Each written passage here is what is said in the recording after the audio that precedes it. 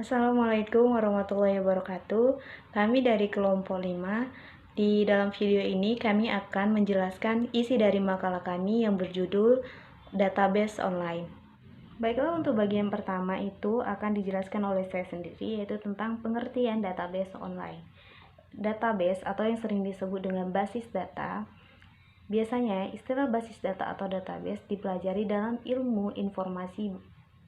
Basis data merupakan bagian penting dari sistem informasi, yaitu sebagai sumber informasi serta sebagai sarana mencapai sistem informasi yang efektif dan juga efisien. Basis data adalah suatu kumpulan data yang terhubung yang disimpan secara bersama-sama pada suatu media. Data yang disimpan dengan cara-cara tertentu sehingga mudah digunakan atau ditampilkan kembali. Data dapat digunakan oleh satu atau lebih program-program aplikasi secara optimal, serta dapat disimpan tanpa mengalami ketergantungan dengan program yang menggunakannya. Basis data merupakan kumpulan file-file yang mempunyai kaitan antara satu file dengan file yang lainnya, sehingga membentuk satu bangunan data untuk menginformasikan suatu perusahaan atau instansi dalam batasan tertentu. Jadi, basis data terdiri dari entitas dan hubungan antara entitas. Basis data biasanya diatur menggunakan sebuah software, yaitu database management system. Basis data merupakan dasar dari sistem penyimpanan dalam sebuah aplikasi, baik itu aplikasi desktop, website, maupun mobile. Oleh karena itu, teori-teori mengenai basis data harus dikuasai oleh semua developer perangkat lunak. Database online atau pangkalan data online bisa diakses melalui jaringan lokal ataupun internet. Database online tersedia dalam dua versi, yaitu versi berbayar maupun versi gratis. Pangkalan data online database biasa berbentuk pangkalan data perpustakaan, perangkat data komersil, pangkalan data sistem informasi, dan lainnya. Adapun tujuan utama dalam pengelolaan data dalam sebuah basis data adalah agar kita dapat memperoleh data yang kita cari dengan mudah dan cepat. Pengelolaan database dalam media komputer ditujukan untuk mempermudah dan tentunya mengikuti perkembangan zaman yang semakin menerapkan era komputerisasi. Baiklah, mungkin itu saja yang bisa saya sampaikan. Untuk penjelasan selanjutnya akan dijelaskan oleh teman saya. Baiklah, saya akan menjelaskan bagian yang kedua, yaitu konsep database online. Definisi database online merupakan sekumpulan data yang saling berhubungan atau relasi. Dalam pengertian umum, database online merupakan bagian dari gabungan elemen-elemen data yang berhubungan atau terorganisir. Dari pengertian di atas dapat disimpulkan bahwa database online memiliki beberapa kriteria yang paling penting, yaitu yang pertama, data berupa oriented dan bukan program oriented. Yang kedua, dapat digunakan oleh beberapa program aplikasi tanpa perlu mengubah strukturnya. Yang ketiga, dapat dikembangkan dengan mudah, baik volume maupun strukturnya. Yang keempat, dapat memenuhi kebutuhan sistem baru secara lebih mudah. Yang kelima, dapat digunakan dengan cara yang berbeda-beda. Oke, selanjutnya akan dijelaskan oleh teman saya.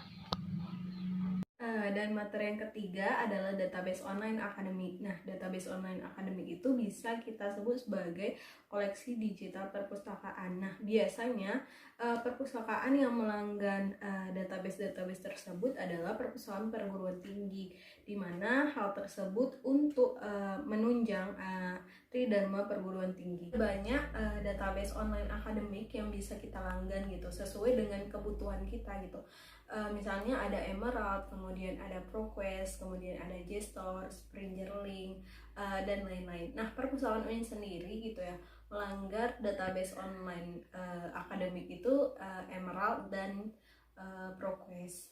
Untuk mendapatkan akses database yang dilanggan oleh perpustakaan UIN, kita bisa meminta password dan username kepada pihak perpustakaan UIN gitu, sesuai dengan kebutuhan. Kita mau cari e-journal atau e-book dari Emerald ataupun ProQuest. Nah, tapi ada juga beberapa database online akademik yang tidak berbayar gitu, free, gratis. Dan jadi dengan database online yang tidak berbayar gitu, kita bisa mengaksesnya kapan saja dan di mana saja. Misalnya dari DJLib UT, kemudian repositori dari masing-masing universitas dan lain-lain. Sekian materi dari saya. Wassalamualaikum warahmatullahi wabarakatuh. Assalamualaikum warahmatullahi wabarakatuh. Nah, saya akan melanjuti masalah pembahasan tentang yang terakhir itu aplikasi database. Nah, apa saja itu aplikasi database? Yang pertama itu MySQL. Nah, MySQL ini merupakan salah satu aplikasi yang cukup populer di antara aplikasi lain.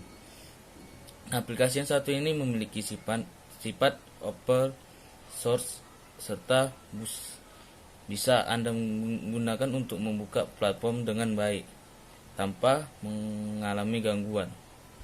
Nah, yang kedua itu aplikasi database MariaDB. Nah, ini merupakan sebuah aplikasi yang dikembangkan oleh sistem basis data yang sama dengan kayak seperti aplikasi MySQL. Mereka menyebutnya alasan mengapa mengembangkan aplikasi ini karena sebagai bentuk kekhawatiran pada Oracle Corporation. Adapun tujuan dikembangkan MariaDB ini adalah mempertahankan dan menjaga kompatibilitas tinggi terhadap MySQL. Nah, ini MariaDB ini ya dibilang aplikasi bantu atau aplikasi asisten untuk MySQL. Nah, selanjutnya itu Microsoft SQL Server. Nah, Microsoft SQL Server ini adalah merupakan salah satu tertentu sudah Anda ketahui. Nah, baik sudah mengetahui sesuai dengan namanya. Aplikasi ini merupakan sebuah aplikasi basis data yang berasal dari Microsoft. Bahasa database yang digunakan tersebut adalah Transcape SQL yang merupakan gabungan dari SQL standar iOS atau ANC. Nah, MySQL ini merupakan data yang digunakan untuk database skala menengah atau kecil. Namun saat ini Anda bisa menggunakan aplikasi ini database dengan skala yang lebih besar. Nah, itu ajalah aplikasi database mengenai makalah kami. Oke, terima kasih.